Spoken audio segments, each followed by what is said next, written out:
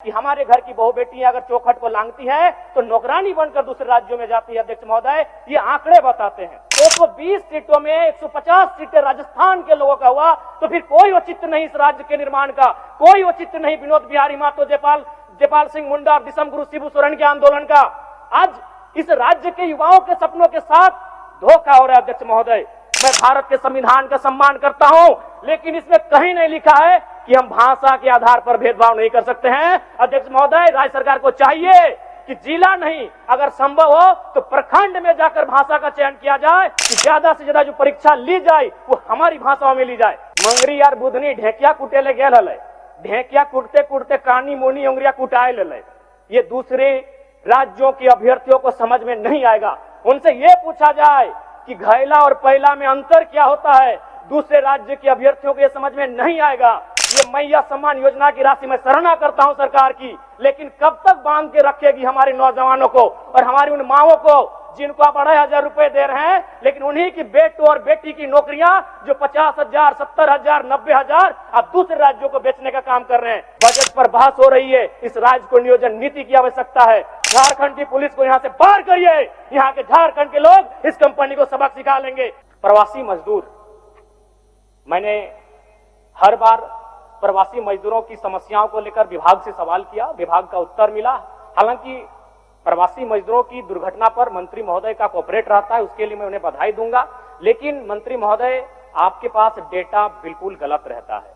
जो भी विभाग आपको डेटा देता है आपको स्पष्ट जानकारी नहीं देता है, क्योंकि आप कोरोना काल के आंकड़ों को निकालिए, जिसमें माननीय मुख्यमंत्री श्री हेमंत सोरेन जी के नेतृत्व में लगभग 12 लाख प्रवासी मजदूरों को हम लोगों ने झारखंड सकुशल वापस लेकर आए थे। तो सवाल ये बनता है कि जब हम 12 लाख मजदूर वापस लेकर आए तो हमारे पास डेटा में मात्र 2 लाख उपलब्ध कैसे है? इतनी बड़ी असमानता कैसे, इतना बड़ा तालमेल का गड़बड़ी कैसे हो सकता है? अनुमानित 12 लाख हम लेकर आए थे, और अगर मान लिया जाए तो हमें लगता है 16 लाख से ज्यादा प्रवासी मजदूर इस राज्य से बाहर दूसरे राज्यों में और दूसरे देशों में रहते हैं। तो इसलिए अध्यक्ष महोदय, मैं माननीय मंत्री महोदय से आग्रह करूंगा, और विशेषकर चूंकि आज एक ऐसे राज्य जो 40% खनिज संपदा देता है और उस राज्य में प्रवासी मजदूरों की संख्या में इजाफा होना भी इस राज्य के लिए चिंता का विषय है। अभी विजय कुमार महतो की मौत की जो बात थी वो ठंडी हुई नहीं कि उसी गांव में दूसरे प्रवासी मजदूर की फिर एक डेड बॉडी वापस आई है महोदय, जो कि बहुत ही चिंता का विषय है। आज सरकार को प्रवासी मजदूरों के हितों की रक्षा के लिए विशेष कानूनों को बनाने की आवश्यकता है। अब मैं बात करता हूं महोदय नियोजन की। अगर नियोजन की बात करें तो सबसे पहला बात, नियोजन के जो आंकड़े हैं उन आंकड़ों के अनुसार, और ये माननीय वित्त मंत्री महोदय ने अभी सार्वजनिक रूप से स्टेटमेंट दिया था कि हमारे पास नियोजन के आंकड़े लगातार घट रहे हैं। 2022 की स्थिति थी कि हमारे पास 5,33,000 पदों का सृजन था, जो 2023 में घटकर 4,66,000 हो गया। और आज की बात करें, एक दिन पहले माननीय सदस्य सत्येंद्र तिवारी जी ने भी सवाल किया था और जवाब मिला, लगभग 45% जो पद हैं वो आज भी रिक्त हैं। आज तो ये कहीं ना कहीं चिंता का विषय है। दूसरी बात, पहला तो नियोजन के मामले में सरकार काफी पीछे है, और जो अगर हम नियोजन कर भी रहे हैं तो उसमें क्या हो रहा है अध्यक्ष महोदय, नियोजन नीति नहीं रहने के कारण हमारे राज्य के युवाओं के साथ बहुत बड़ा धोखा हो रहा है।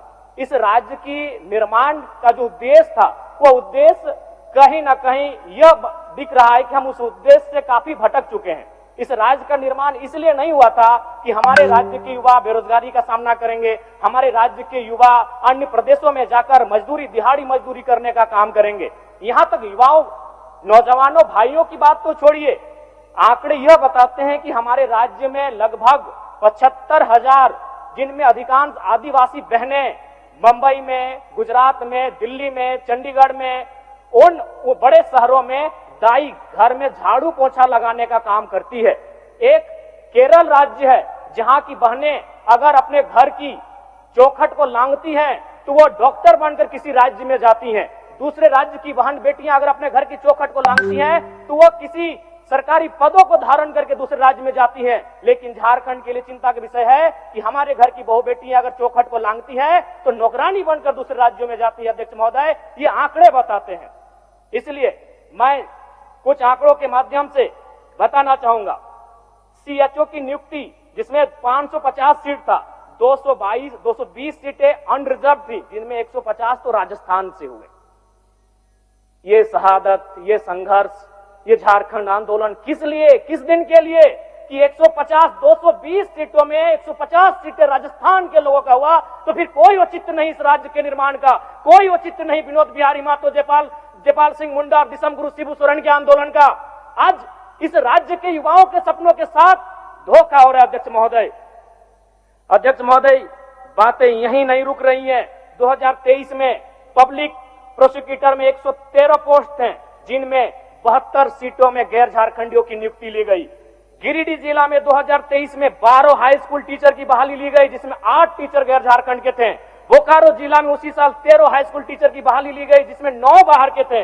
2022 में जेपीएससी के द्वारा 232 सीटों में 125 अनरिजर्व थे, जिसमें 82 गैर झारखंड के थे। अध्यक्ष महोदय, ये महज आंकड़े नहीं, इस राज्य की एक शर्मनाक स्थिति को बता रहा है कि हमारे पास क्या प्लानिंग है, हमारे पास क्या तरीके हैं कि हम इन चीजों को रोक सकें। 2024 में जेपीएससी के द्वारा 28 टाउन प्लानर की नियुक्ति हुई, जिसमें 17 गैर झारखंड के हैं। अध्यक्ष महोदय, ये बहुत ही चिंता का विषय है। यही नहीं, जेएसएससी के द्वारा 2023 में इलेक्ट्रॉनिक मैकेनिक्स के पद पर बहाली लिया गया, जिसमें 22 अनरिजर्व सीटों में 11 झारखंड से बाहर के थे। जेएसएससी के द्वारा 2023 में ड्राइंग प्रशिक्षण पदाधिकारी के पोस्ट पर नियुक्ति ली गई, जिसमें 43 अनरिजर्व सीटों में 22 गैर झारखंड के थे। 2023 में पुनः जेएसएससी के द्वारा फीटर की बहाली ली गई, जिसमें 91 अनरिजर्व सीटों में 24 गैर झारखंड के थे। 2023 में पुनः जेएसएससी के द्वारा वायरमैन की बहाली ली गई, जिसमें 5 अनरिजर्व सीटों में 4 गैर झारखंड के हुए। 2023 में जेएसएससी के द्वारा पुनः वेल्डर पोस्ट की बहाली ली गई और इस बार 46 अनरिजर्व सीटों में 16 गैर झारखंडों की नियुक्ति ली गई। 2023 में पुनः इलेक्ट्रीशियन के पद पर जेएसएससी के द्वारा बहाली लिया गया और इस बार 93 अनरिजर्व सीटों में 29 सीटें गैर झारखंडियों को गई। अध्यक्ष महोदय, जो कि चिंता का विषय है। अध्यक्ष महोदय, अब इसमें बात आता है भारत के संविधान का, भारत के कानूनों का। क्योंकि भारत का संविधान जो कि कहता है 16(2) हम धर्म, जाति, नस्ल, लिंग, वंश, जन्मस्थान या निवास स्थान के आधार पर सरकारी नौकरियों में भेदभाव नहीं कर सकते हैं। मैं भारत के संविधान का सम्मान करता हूं, लेकिन इसमें कहीं नहीं लिखा है कि हम भाषा के आधार पर भेदभाव नहीं कर सकते हैं। अध्यक्ष महोदय, राज्य सरकार को चाहिए कि जिला नहीं, अगर संभव हो तो प्रखंड में जाकर भाषा का चयन किया जाए और भाषा के आधार पर परीक्षा लिया जाए। भारत का संविधान कहीं आड़े नहीं आएगा, क्योंकि भारत का संविधान भाषा की बात नहीं करता है। भारत का संविधान धर्म, जाति, लिंग, नस्ल, जन्म स्थान और निवास स्थान की बात करता है। इसलिए अध्यक्ष महोदय, मैं सरकार को यह सुझाव देना चाहूंगा, अगर आपसे जिला स्तरीय नहीं हो पाता है तो आप प्रखंड में जाइए और वहां कौन सी भाषा बोली जाती है उस भाषा के आधार पर परीक्षा लीजिए। अध्यक्ष महोदय, मैं एक छोटा सा उदाहरण देता हूं। अगर परीक्षा में यह पूछा जाएगा कि आंख का तारा का मतलब क्या होता है, तो इस सवाल को उत्तर बंगाल के स्टूडेंट भी देंगे, बिहार के स्टूडेंट भी देंगे, गुजरात और राजस्थान के भी स्टूडेंट देंगे। लेकिन अगर सवाल पूछा जाएगा पकड़ तरे हाथ करे करे झांक, हाथ से छूटल माछ और बांधे गड़ल कांच, एकर माने की लागे, दूसरे राज्यों के स्टूडेंट नहीं कर पाएंगे। और दूसरी बात, सिलेबस सेट करना जेपीएससी, जेएसएससी का अधिकार क्षेत्र में आता है और जेपीएससी, जेएसएससी को मंतव्य देना सरकार के अधिकार के क्षेत्र में आता है। तो आप उनको ये मंतव्य दीजिए कि ज्यादा से ज्यादा जो परीक्षा ली जाए वो हमारी भाषाओं में ली जाए। उदाहरण के लिए, मंगरी यार बुधनी ढेकिया कुटेले गेल हले, ढेकिया कुटते कुटते कानी मोनी उंगरिया कुटाए ले।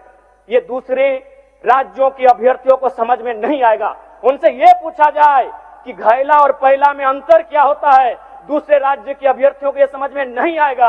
आप अगर उनको सिलेबस देंगे तो सिलेबस को कोई भी याद कर सकता है, उन्हें सिलेबस नहीं, जो हम लोग गांव में होता है, जो हमारी संस्कृति में होता है, जो हमारी परंपराओं में होता है, उनके आधार पर परीक्षाएं ली जाए। और नहीं तो ये मैया सम्मान योजना की राशि मैं सराहना करता हूं सरकार की, लेकिन कब तक बांध के रखेगी हमारे नौजवानों को और हमारी उन माओं को जिनको आप 2,500 रुपए दे रहे हैं, लेकिन उन्हीं की बेटों और बेटी की नौकरियां जो 50,000, 70,000, 90,000 आप दूसरे राज्यों को बेचने का काम कर रहे हैं, ये कब तक बांध के रख पाएगी अध्यक्ष महोदय। इसलिए मैं सरकार को सीधा सुझाव देना चाहूंगा, और विशेषकर चूंकि मेरी आयु कम है, मैं पहली बार सदन में आया हूं, और मैं चाहूंगा कि विभागीय मंत्री के साथ साथ मैं संसदीय कार्य मंत्री का बहुत आदर करता हूं, मेरे इस बात को थोड़ा ध्यान से सुने मंत्री महोदय। क्या यह संभव है 60-40, आप उसे 60-40 के स्थान पर 60-20-20 कर दें। 60 यानी जो हमारा ओबीसी, एसटी, एससी और ईडब्ल्यूएस का रिजर्व कोटा है, और 20 जनरल 1, जनरल 2। क्या ये, अभी मत कुछ कहिएगा चूंकि मेरा लय मत खराब कीजिएगा, बीच में मैं आपसे जानना चाहूंगा क्या यह संभव है जनरल 1, जनरल 2। जनरल 1 में केवल झारखंड के जनरल होंगे, और जनरल 2 में झारखंड के अलावा पूरे भारत वर्ष के जनरल सामान्य अभ्यर्थियों को मौका क्या दिया जा सकता है?